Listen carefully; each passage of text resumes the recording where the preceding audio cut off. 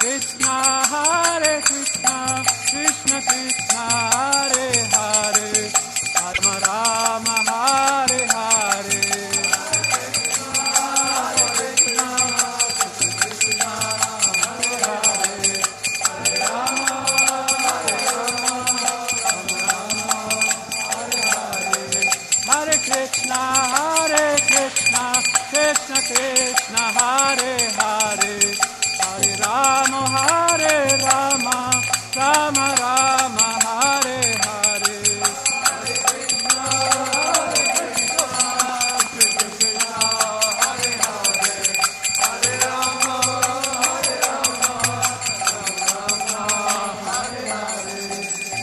Shri Gaunitai ki, Shri Krishna ki, Krishna Baladesh Bharati. Jaya Om Vishnupat Paramahansa Parivrajacharya.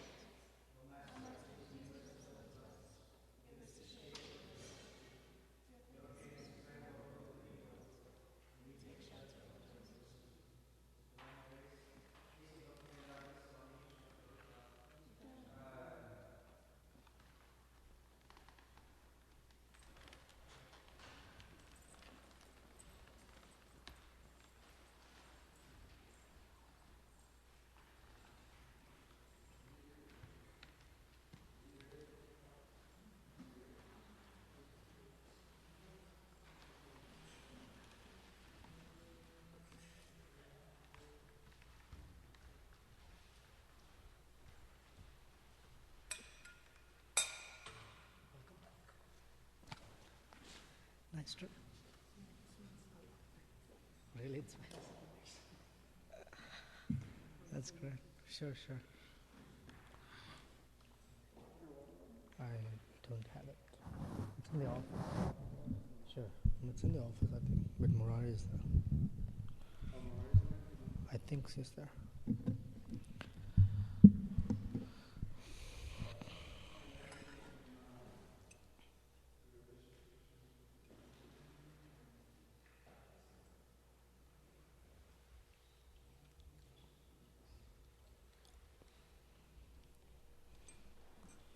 Jai Radha Madhava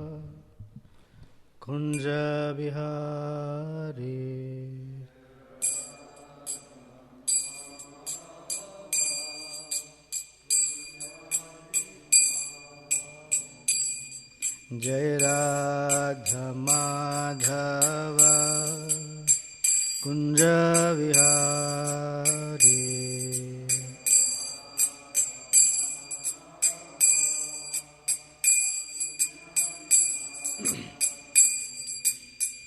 Gopijana Vallabha Girivardhari.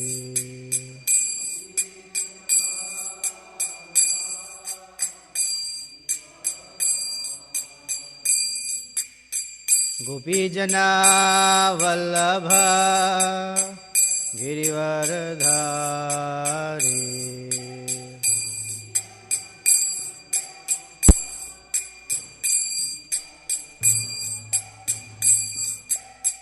Yashodanandana Vraja Janaranjana.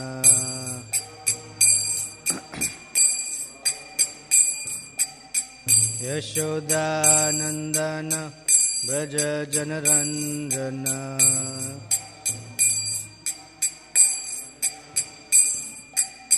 Yamunatiravanachari.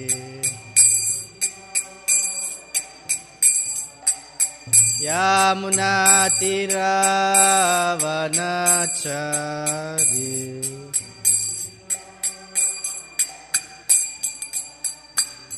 Jai Radha Madhava Kunja Vihari.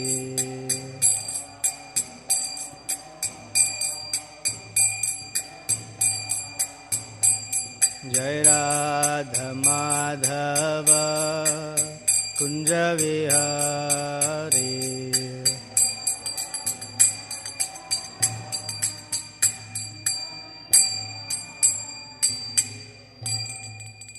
Jai Om Vishnupada Paramahamsa Parivrajakacharya Ashtottara Shata Shri Srimad His Divine Grace A.C. Bhaktivedanta Swami Srila Prabhupada Ki Jai. Ananta Koti Vaishnava Vrinda Ki Jai. Grantaraj Srimad Bhagavatam Ki Jai. All glories to the assembled devotees. All glories to the assembled devotees. All glories to Sri Sri Guru and Gauranga. Om Namo Bhagavate Vasudevaya.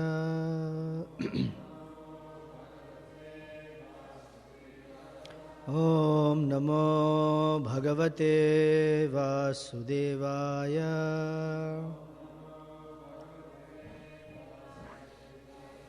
Om Namo Bhagavate Vasudevaya.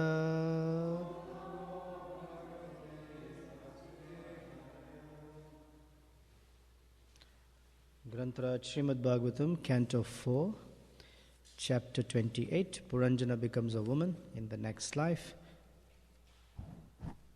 Text 19. Namai anashite bhungte nasnate snati matpara Mayi rushteshu santrasta bhartsite yatavagbhayat. Na mayi anashite bhungte nasnate snati matpara Mayi rushteshu santrasta bhartsite yatavagbhayat. Na mayi anasite bhungte nasnate snati matpara Mayi rushteshu santrasta bhartsite yatavagbhayat.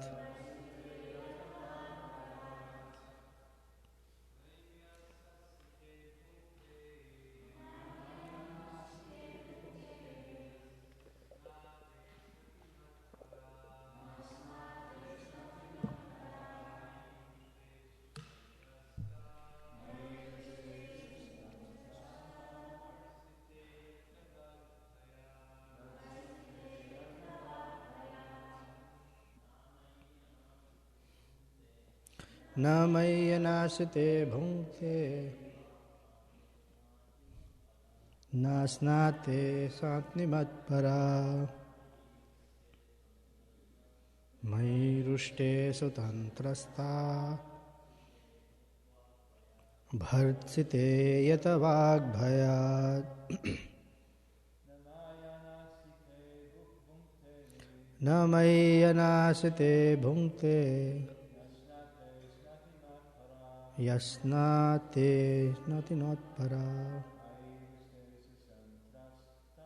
मयि रुष्टे सुसन्त्रस्ता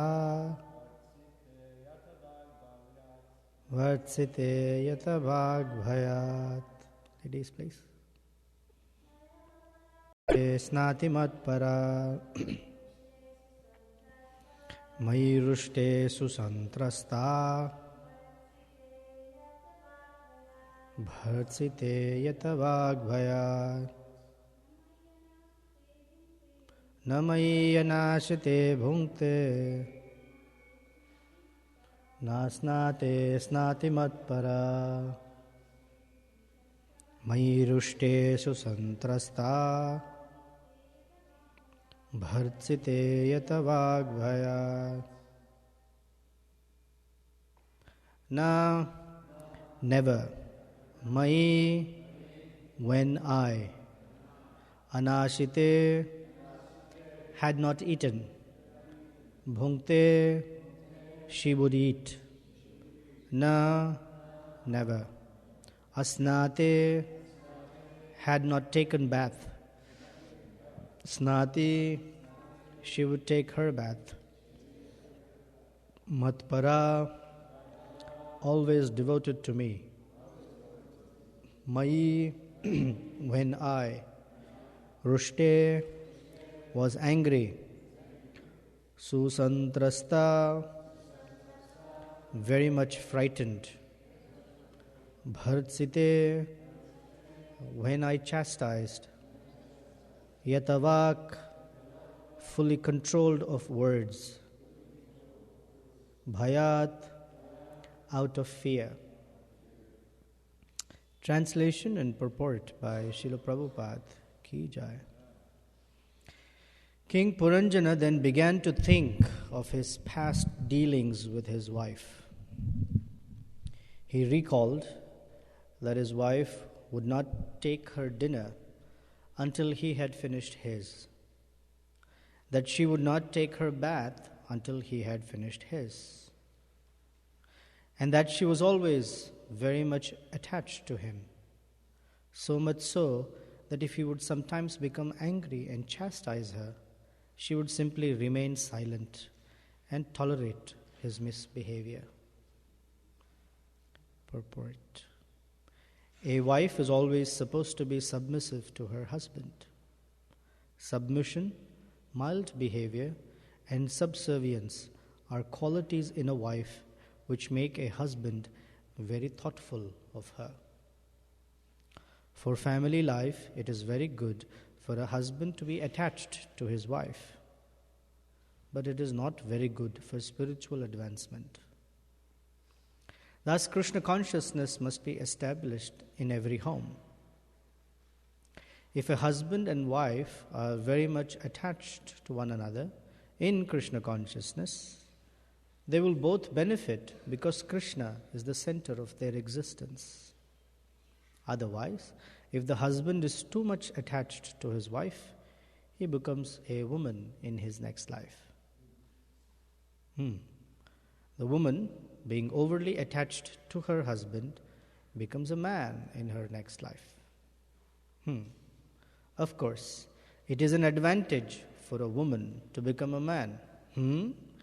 But it is not at all advantageous for the man to become a woman.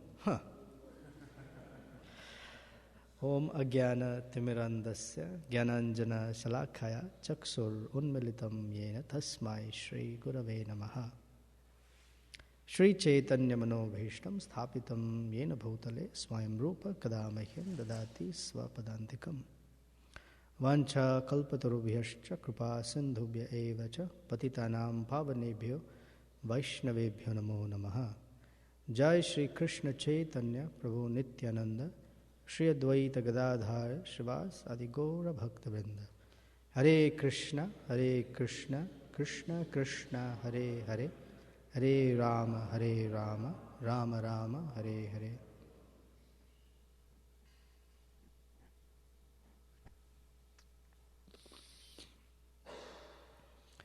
So we will talk about wonderful wives and husbands, but let's not lose track of what's happening here.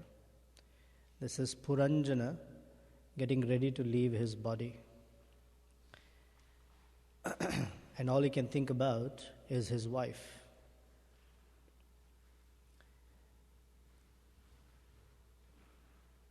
The perfection of human life is to somehow or the other think of Krishna at the time of death. Meaning that one's consciousness is directed towards, absorbed in Krishna consciousness.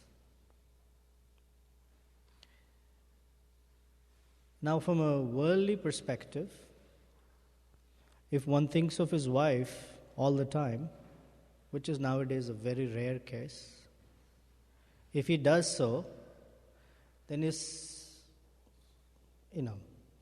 supposed to be actually a very good man. And what makes a husband think of his wife is not necessarily her beauty, because there are women more beautiful than his wife out there in the world. And it is quite likely that if he meets someone more beautiful, then he will think about her. So Prabhupada's telling us that what makes a man think about his wife is her chastity to him. And similarly, his chastity to her. It's not that he is off the hook. So her chastity to him is what makes a relationship genuine, or one's chastity to each other makes a relationship genuine. So he is appreciating her chastity, that she would not eat if I had not eaten. She would not take a bath if I had not taken my bath, meaning I would bathe first and then she would bathe. If I was angry, mai rushte, then she would become very frightened, or she would remain silent. Bhartiste, bhartsite, when I chastise, yatavak, fully controlled, bhayat, out of fear. That means their relationship is based on respect for each other. Now we're only talking worldly relationship right now. We haven't even come to transcendental. So from a worldly perspective, these are the qualities that make a wife chaste. That she is, Prabhupada says, submissive, mild in behavior, and subservient. Now, in 2012, these words don't have a place in our lexicon because these are indicators of slavery. Subservient, oh, mild behavior, oh no. Submission, forget about it. What about the girl power? But the real relationship, and it's not about women being submissive to men. That's not the point being made here. The point that we need to understand is that a soul within a woman's body or a soul within a man's body naturally exhibit certain qualities. Just as a soul in a tiger's body does not bleat like a sheep, right? It has to roar like a tiger. It has black stripes and it runs after deer. You cannot say the tiger is a bad animal. It's a soul within that body. Just as a soul within the body of a lizard or within the body of an insect that moves in the grossest of places. That's how it's supposed to behave in that body. So, how is a man supposed to behave in, or soul in a man's body supposed to behave? Here are the characteristics. How is a soul in a woman's body supposed to behave? Here are the characteristics. And these characteristics are important so that the time within that body can be fully utilized without further karmic reactions. So the best utilization of a woman's body, or the opportunity, or however, the best utilization of the time for the soul within the woman's body is through these qualities. Submissiveness, subservience, and mild behavior. When we read these things, we can understand the state of things today. Like there is no concept of mild behavior because of lack of training. So, mai anashite bhungte. Nowadays, wives, now I'm generalizing here, so if I get beat up for this at some point in time, and that's fine. Nowadays, wives are not trained into thinking, hey, has the husband eaten? When the husband returns home, oh, whatever, I'm back. Yeah, see if there's some food in the refrigerator. If not, order takeout or something. Oh, what would you like to eat, honey? I already had my dinner, or something. Or you came late, I finished my dinner. You came late, whatever. And it says, and I can go more on this if you like, but if he didn't bathe, she wouldn't bathe, or he would bathe first. So nowadays, people don't bathe. That means even the wives don't bathe. So both are mochi, Mr. and Mrs. Mochi. Very mochi. The idea is that she puts his needs first. So in any relationship, the operative principle is love or affection, or more importantly, service, because love is expressed as service. So a relationship can only thrive when one party in the relationship puts the needs of the other party first. A relationship becomes selfish when each party is thinking about their own needs first. It's not that their needs are not important. They are important. And it's not that a person should abandon their needs.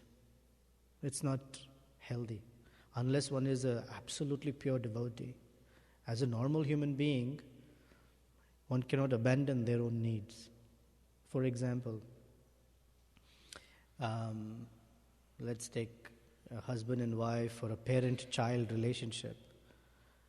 And if only the child has to be fed, and that's all the mother is thinking about, without thinking about her own nourishment, then a few days later the child might not have a mother, or the mother might get hospitalized. So she needs to eat, she needs to rest, she needs her time. But her needs for herself are always secondary to the child's needs, because it's a loving relationship, like that. So chastity in a wife is described here, that his needs were always first. So Prabhupada is saying that when there is such a relationship between husband and wife, the husband becomes very attached to his wife. There is a slight problem here. Such attachment is not healthy. While it is glorified and it is very important from a worldly perspective, it is not healthy from a spiritual perspective. So naturally, because our minds are trained into thinking binary, that means either 0 or 1. So if something is not good, that means it has to be bad. So if attachment is troublesome, then indifference is better. So Prabhupada says, however, Krishna consciousness must be established in every home. If a husband and wife are very much attached to one another in Krishna consciousness, they will both benefit because Krishna is the center of that relationship. So an attachment for the wife by a husband or attachment for the husband by a wife are not unhealthy when Krishna is the center of that relationship. Because in that attachment, there is service. And in that attachment, there is the real sense of detachment. The real sense of detachment is that each other's service to one another does not cloud an individual's relationship with Krishna. I'll say it again differently. A husband should serve the wife in Krishna consciousness in such a way that the wife's attachment for Krishna grows. And she can be attached to him for that reason. And similarly, a wife should serve the husband in such a way that his attachment and attraction to Krishna should grow. And he can be attached to her for that reason. Because at the time of death, each person has to remember Krishna. That's the point. And when there is this relationship of mutual service, understanding that Krishna is the center of that relationship, then one is not overly overcome by fear. Overly overcome by fear. Oh, what will happen to my wife? What will happen to my children? What will happen to my property? Who will take care of them? What have I done? Maybe $1 million is not sufficient for them. Maybe it should be $2 million. Maybe $50,000 is not sufficient. I should have done something. What have I done? Maybe I should have all of this. So in that there is forgetfulness of Krishna as the maintainer. When Krishna can maintain an ant and maintain an elephant, he can also maintain a wife and a few children. It's not impossible. In fact, he is anyway doing it. What if we are not aware how he is doing it? Or one is not aware that Krishna is the ultimate maintainer. One falsely thinks, I am the maintainer. I am the husband. Therefore, I am the maintainer. I am Bharta. Bharta means one who maintains.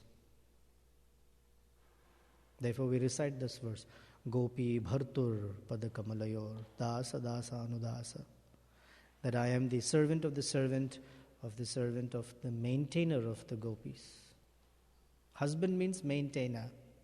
He takes the responsibility of maintaining the family. So attachment for each other is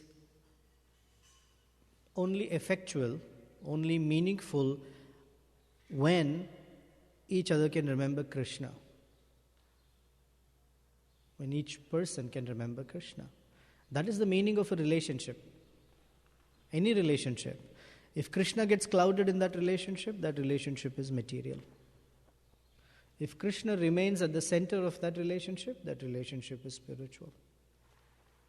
That means each party, when we say, I want to have a relationship with someone, then it is our responsibility to somehow or the other remind the other person about Krishna or keep Krishna as the center of that interaction or interactions. To the degree Krishna is not there, to that degree it's material. There is a risk in having even a good wife and husband relationship that is devoid of Krishna. That risk is the husband who is too attached to his wife becomes a woman in his next life. And a wife who's too attached to her husband becomes a man in her next life. So in this world, people glorify very good husband-wife relationships because it's rare nowadays. If someone celebrates their 25th wedding anniversary, it is published in the newspaper. Oh, 25 years.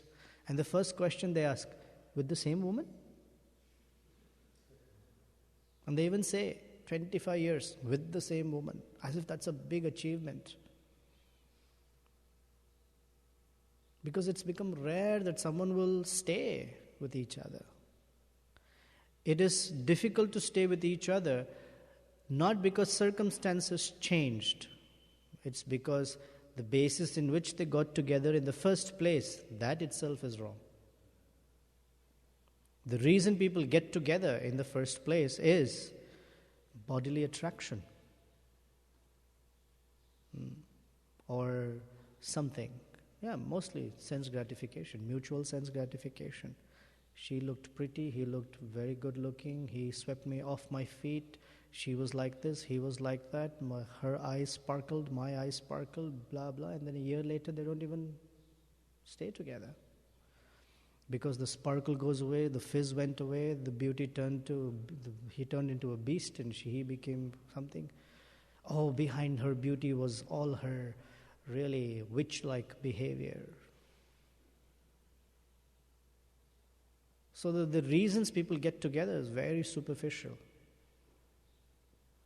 So naturally it cannot sustain. And in the case that it does sustain, then it is glorified. Wow, 25 years. Like that. So the reason that we don't forget, or the theme that is supposed to be constantly playing in the background, it's the refrain that there is a purpose to the human form of life. The purpose is Krishna consciousness. In every activity, that the purpose be clear. The difficulty is that very soon we become absent. Even after hearing so much, even after knowing so much, we become absent. One of the things I've been thinking about myself is how quickly I can become absent. From one activity to another activity, Krishna is easily forgotten or not even remembered. If he is forgotten, then at least it assumes that some point in time we had remembered him. It's not even remembered. And on a daily basis, when things just happen as a matter of habit or routine, then Krishna is very easily forgotten. So this purpose of life, the ultimate purpose of life is Krishna consciousness. That should be the strong refrain in all activities, especially in the activities that are very high, either in the benefit that they give or in the risk that comes from them. This attachment for husband or wife. Puranjana, although very pious, is attached to his wife. From a worldly perspective, that's very good. But from a point of Krishna consciousness, that's not very good. That attachment without Krishna is not very good. Just like in this world, having money is a nice thing. People have money, so they have facilities.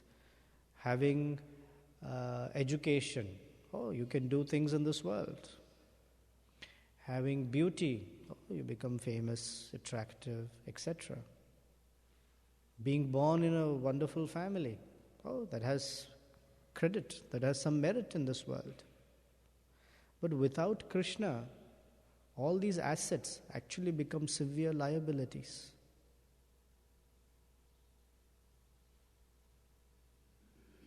Janma Aishwarya Shuta Shri. Good birth, wealth, good education, and beauty. These are good assets that can be used in Krishna's service if there is there. If one is properly connected to Krishna. Otherwise, yedamana madapuman. One can easily become maddened by these possessions. These are not necessary for becoming Krishna conscious. One doesn't have to be born in a great family. One doesn't have to have, big, massive degrees. One doesn't have to have. One doesn't have to have a lot of opulence and wealth to serve Krishna. One doesn't have to have great beauty to serve Krishna. In the absence of opulence, in that verse in the Bhagavad Gita 9th chapter, Yad karoshi yadashnashi yad juhoshi dadasi yat. And previous to that is Patram Pushpam Phalam Toyam. Prabhupada says Krishna is asking for things that are so easily available. A leaf, a fruit, a little water, a flower. And one doesn't have to be a rich man to gather these things to serve him. And he's also not asking for all of these in plural. He's asking for them in singular. He says patram, not patrani, which means many leaves. He says pushpam, not pushpani. Phalam, not phalani. One fruit, one leaf, one flower is sufficient to please him. And Prabhupada writes in this purport, this shows that one does not have to have great wealth to serve Krishna. Any poor man, anyone can serve Krishna. One doesn't have to have a great birth. There are so many examples of Krishna's wonderful devotees who came from the most horrendous births. Valmiki came from a family of dacoits. Mrigari came from the really treacherous family of hunters. So many such examples that Krishna consciousness can transform. Although there are some persons with great births who have really become very degraded. Jagai and Madhai were born in Brahmana families, but really degraded in behavior. They were transformed. Nala, Kuvera and Manigriva, the sons of Kubera, the treasurer of the heavenly realm, they were transformed. Yudhishthir Maharaj, Dhruva Maharaj, all great personalities. Whether great birth or not great birth, irrelevant. Whether wealthy or very poor, irrelevant. Krishna's devotees were among the richest of persons. Krishna's devotees were among the poorest of persons. Kolavecha Sridhar, Sudama Brahmana.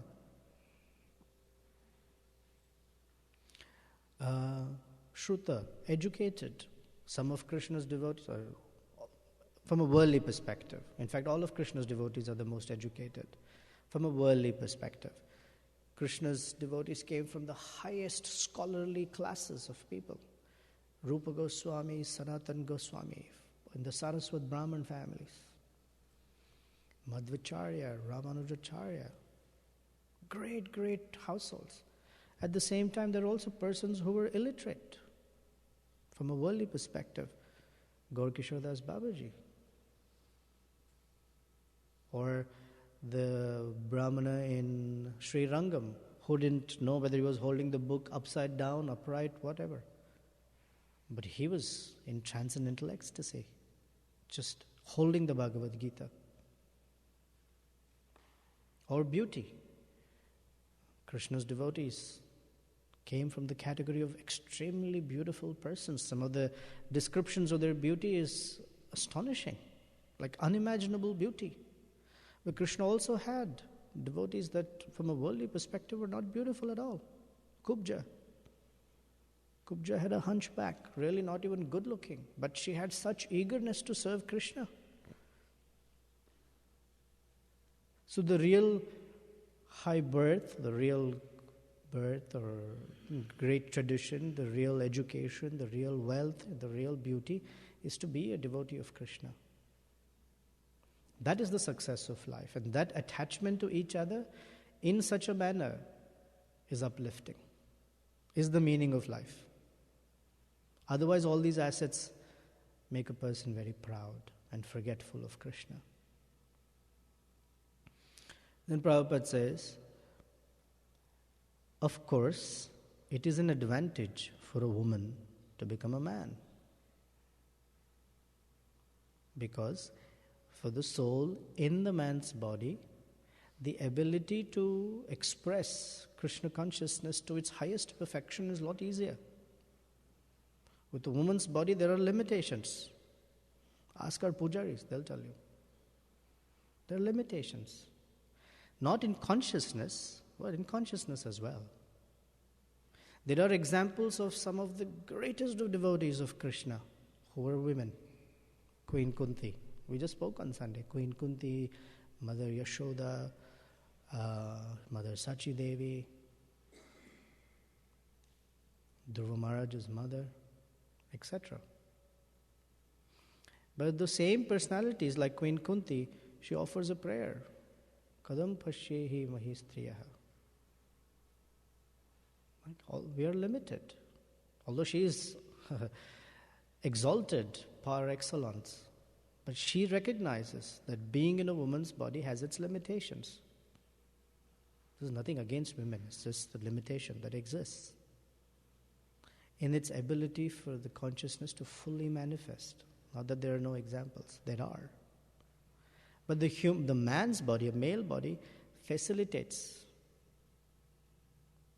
Because a woman by nature, as we have understood from Prabhupada's teachings, needs protection. For example, a woman cannot renounce and go to the forest and meditate in the forest. She needs shelter. Her success of Krishna consciousness comes from being in a protected environment, in a sheltered environment. Therefore, women are not awarded sannyas, etc. So, Prabhupada says that if a woman becomes attached to her husband, the advantage is she will get a man's body. So the progression from there is possible. But it is not at all advantageous for the man to become a woman. So it's getting a body which is not suitable or not conducive for the best expression of Krishna consciousness, for the best pursuit of spiritual life. So there must be attachment with Krishna in the center. That's the teaching. Otherwise, Grahastha life is very risky, very dangerous. It is necessity for women.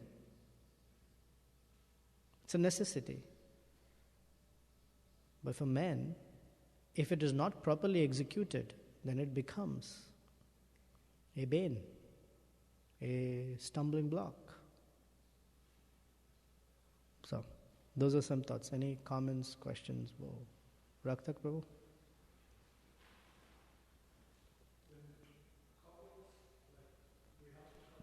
Get married and they achieve if they achieve pure devotional service. I like the way you say if. If they do. Right? When they do. Yeah. What is their fate in the future? Like in a future life? Would there be any interaction, or they just go their separate ways?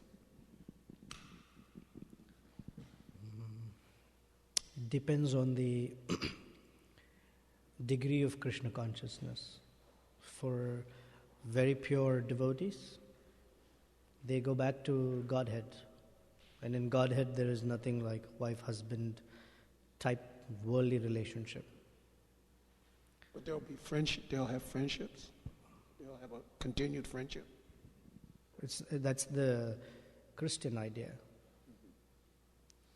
However, there are also different destinations for very pious wives and husbands. That is why there's this whole idea of sati. In the very old Vedic tradition, the word sati also sati means very chaste. And her chastity was so strong towards her husband that if the husband died and the body was cremated, she would enter the fire with him. It is described that for such piety, they're born in the heavenly realm as husband and wife, and they can continue. So that kind of chastity existed. It doesn't exist anymore. So pious grahasthas go to certain planets within the universe where they can continue as husband and wife. It's not necessary, but they can. For transcendence, the rules don't apply. They're individual souls. Thank you. Hare Krishna. Himanshu Prabhu. Hare Krishna. Hare Krishna. I don't want to juxtapose a material conception on the spiritual reality, but I was wondering if you could explain if the the qualities of the female body, are they at all more similar to the qualities of Prakriti, or not really? Nothing to do with each other. Nature. No. There are qualities that are considered feminine, and Krishna describes or lists them out in the Bhagavad Gita. Sweet speech, shyness, there are a few others, I forget. He describes them. But cannot say nature is supposed to be like this. Because ultimately, whether it's a man's body or a woman's body, it is Prakriti. Both are nature. In fact, even the soul is Prakriti. But there is a misconception because of false ego to think of Purusha. And it's not that only the soul in the male body thinks of himself as Purusha. The soul in the female body also thinks as Purusha because that soul wants to enjoy or exploit matter.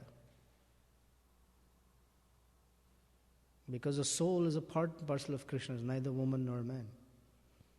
From a worldly biological classification. It's not male or female. Both are Prakriti. I mean, one soul in this body, another soul in that body, both are Prakriti.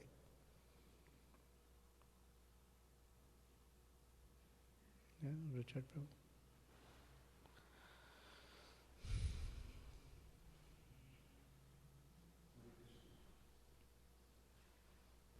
Krishna Prabhu. I wanted to know if you could speak on, in sadhana bhakti, we regulate things like our sleeping time, for instance. We try to. And how these regulations become obstacles in wanting to have deeper levels of commitment to relationships, and having faith that even what would be considered a worldly, material, negative outcome, for instance, someone stays up half the night to do a service, and the next day they're dead tired for Mangalarti, for instance. How I'm wondering if proper conception is that, if Krishna wants me to be tired tomorrow, then that's the way it'll be, and if he keeps me awake, then that's the way it'll be also. But my duty, my true desire is to execute this service right now. I'm not saying I'm there, but it's something that I think we probably all toy with in our mind, of wanting to be more committed, and then thinking about, the maintenance and how much are we really relying on the empowerment of Krishna. I wanted to know if you could talk about that, breaking through. Right. A stumbling block on the path of pure devotional service is niyamagraha. Niyama agraha means indifference or rejection or not following of the proper rules and regulations. Niyama agraha means being overly attached to rules and regulations and forgetting the purpose why one is following the rules and regulations. Both are stumbling blocks. So one has to understand that these rules and regulations are meant only to help us remember Krishna. Otherwise, in and of themselves, they have no meaning. In and of themselves, they remain material or worldly. They may be in the mode of goodness, but they're still worldly. Taking a bath every day, wearing clean clothes every day, it's a material event. But it is done for the purpose of serving Krishna. Therefore, it is transcendental. Or it allows for better execution of Krishna consciousness.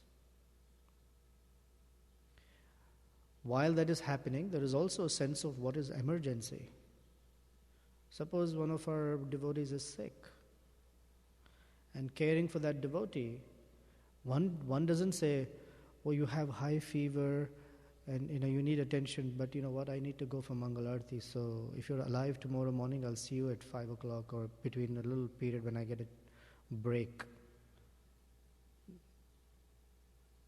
But if you're living our life always in emergency, then that needs to be looked at as to what is wrong in our life. Everything is an emergency. Once in a while, emergencies are emergencies. And Krishna looks at how we are serving Him. That's more important. Or what's more important is, are we remembering Krishna? Are we in the mood of serving Krishna and Krishna's devotees? That's more important. So being attached to something, another question to ask ourselves, I'm just giving multiple things to think. Another thing to ask ourselves is, why am I attached to this rule? Why am I attached to this regulation? Oftentimes, the answer is because it pleases me, because I am happy from this. And so it becomes a self-fulfilling thing. So here in the context of being submissive, what is important is not my happiness, but Krishna's happiness. Krishna is happy when we follow His system, no doubt about it.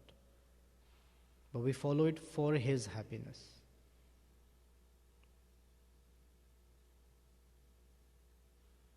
When that is considered, then, whatever we do has meaning behind it, or has the ultimate purpose behind it. Then it's not so much, was I here, not here, for example.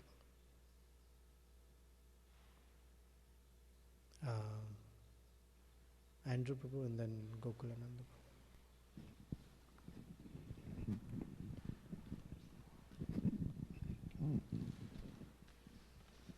Hare Krishna, Prabhu. Hare Krishna. There's 2 points I wanted to bring up. Growing up here in America, many times with my different wives, they were alpha women that actually decided, they wanted me at whatever cost that was to get there. But the point of that is my last wife is just retired last month, and her husband is 40 years older than her. He couldn't help her. She has no son. Yet me staying her friend through the years, even being divorced, she doesn't want me to know where she's going to be now that she's retired. So she is, going to be out there on her own, taking care of herself. So that is one concept that may be changing in women in America. But what I was really thinking about was, if a marriage is really arranged and it's strong in Krishna consciousness, isn't that where if the wife sees that I'm really taking a fall and Maya's got a hold of me, she's going to help me because she's my wife and she doesn't want this to become a past fact, if you follow what I'm saying. Yes. So it's each other's duty. It just seems to me that the people I've associated with out west, that their arranged marriages and their effort together as Krishna conscious and bringing their children up very Krishna conscious, which they do out there, is keeps them so bonded together. It's not that it's arranged. What keeps them bonded is not that it is arranged. What keeps them bonded is who arranged it and why it was arranged. Okay. Who arranged it means either the devotees, the spiritual master arranged it, and for what purpose? For cultivation of Krishna consciousness, without the mind being disturbed. That's why. Arranged or not, that's not the criterion. Arranged because there is other viewers or other considerations other than just bodily attraction. So it has more than one person looking at. It's not that just chemical attraction and Right. I gotta have you and Yes. But it just seems that they really do help each other in times of Well, need. that's the and meaning of that's a marriage. beautiful thing to me, that an arranged marriage, would take someone to that place. Correct. Because in arranging a marriage, it is other things are also considered. Natures, families, lifestyles, individual personalities versus she's good looking and she's very attractive, or he's good looking and attractive. Gokulananda Prabhu.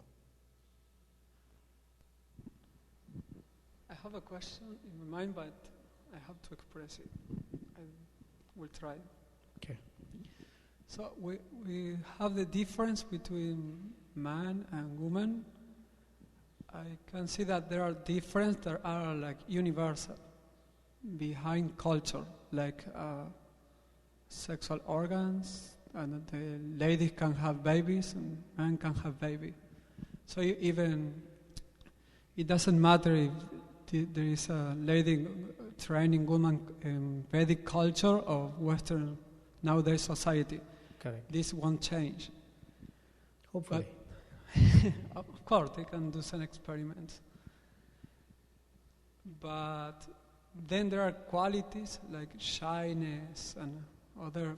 When we talk about female and male, Right. it seems that it's not nature, but it's something that is settled by culture. For instance, if a man or a woman are, according to the culture they are trained, they will express different qualities. So I want to know how those qualities that Vedic culture promotes, for example, in women, like chastity and being subservient, can help in give freedom or give advantage on their limitations. In the same, like a man body may have also limitation, and by training, for example, brahmacharya may give more freedom to practice a spiritual life. Yes. So why are important those qualities? Because nowadays doesn't seem to be important for our culture. So if we know what are the limitations and a universal thing that you cannot change, then those qualities we know when are appropriate and where are not. For example, Prabhupada allowed ladies to live in temples, but according to other rules in Vedic culture, they cannot live in temples or they cannot worship deities, etc. But Prabhupada was like very expert. So I want to know if those. Thank you. You can enlighten.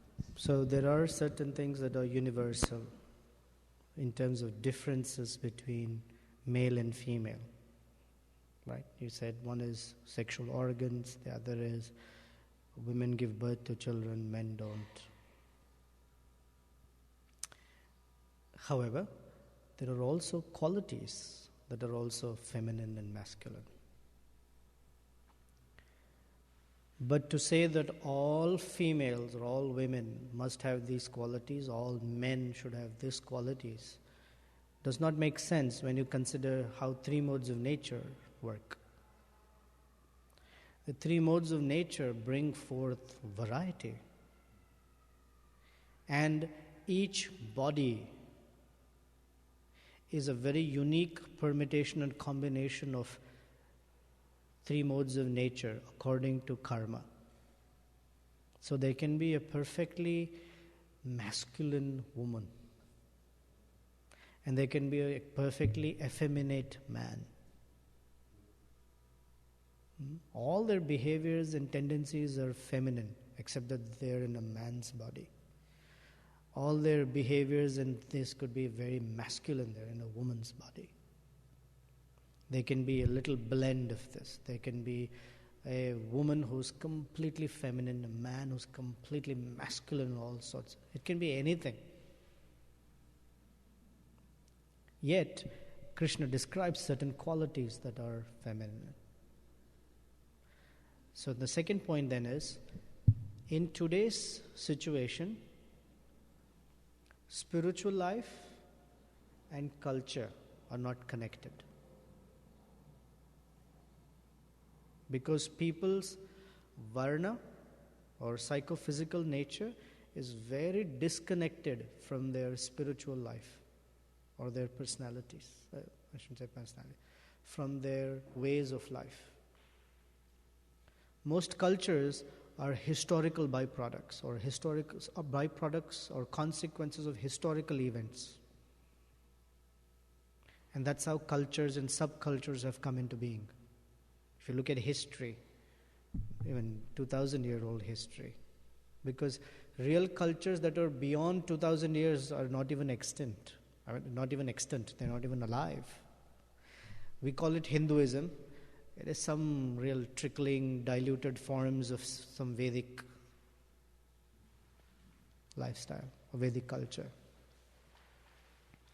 So today what we call Hinduism is not Vedic culture. It's a complete bogus khichdi of all sorts of things. Or this culture, that culture, this culture, that culture. It's mostly consequences of historical events. Real culture follows spiritual pursuit. Real culture follows the higher purposes of life. Therefore, Varnashram. Varnashram has a particular purpose. It is to enhance or support spiritual pursuits, specifically to serve or please Vishnu. So society and culture was naturally organized according to one's natures and tendencies. So you will find that cultures follow the spiritual path. But we cannot take today's situation and say things are different. Well, they are naturally different because with the Kali Yuga, the propagation of the modes of nature is such that everything gets separated from the actual spiritual path.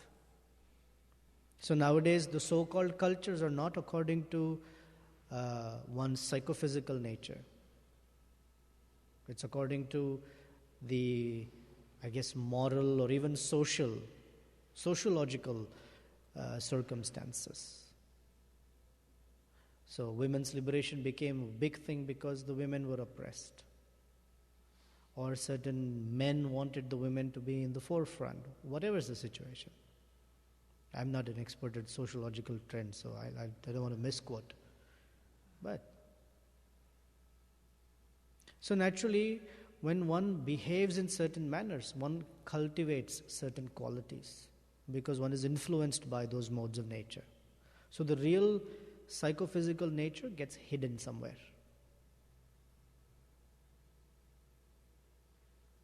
Or they have to do certain things. Like suppose there is a person who's very shy by nature, man or woman.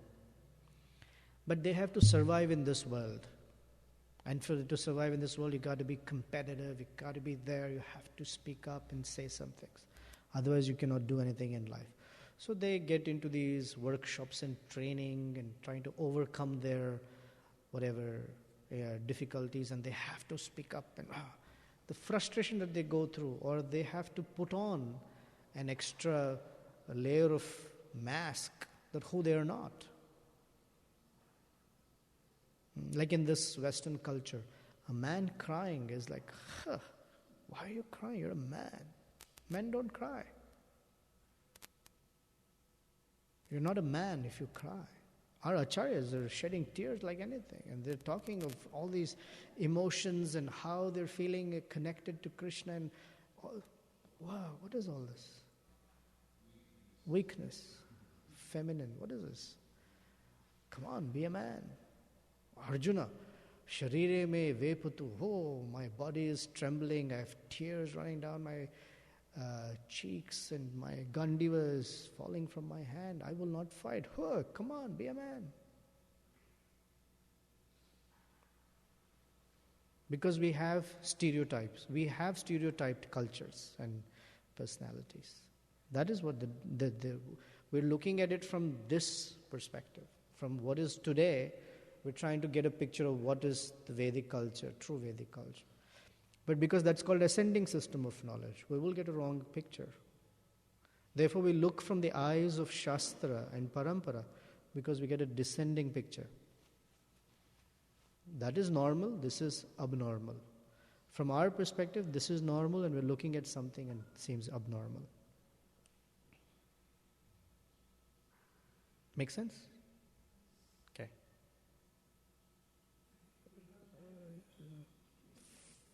Famous last words.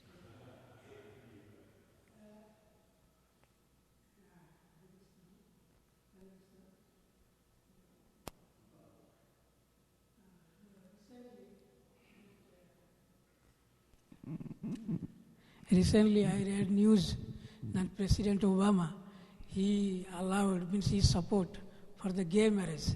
So my question is, so now we are discussing about the man and woman relationship. But when it is so abnormal, that means so degraded, the society is now supporting to gay marriage. So what will be their result? How can they come to Krishna consciousness or to go back to Godhead if the people, they will be so much degraded, among same-sex marriage? It's no different from any other degradation like meat eating. How can a cow killer become Krishna conscious? By the association of a devotee and by taking up of Krishna consciousness. Anything can. That's what my lecture, that's what we spoke. It does not matter what condition, however low or high a person may be from a worldly perspective, it's irrelevant. By the association, upashramashraya, sudhyanti prabhavishnave namaha, that if they can take the shelter of those who are sheltered at the lotus feet of Krishna, then it doesn't matter. It does not matter whether they are gay, lesbian, meat eaters, they are, kirata, honandra, whatever they may be. It's irrelevant as long as they take shelter of a devotee. Is it easy or difficult? Well, any circumstance is difficult as a challenge because the modes of nature are heavy. It is not true that someone who's born in a Brahmana family can very easily become a devotee. It's not true because they're attached to piety. It is not true that one who's very educated will become a very good devotee. Not true at all. You understand? So it's also not true that one who's not educated or one who is completely, like a dacoit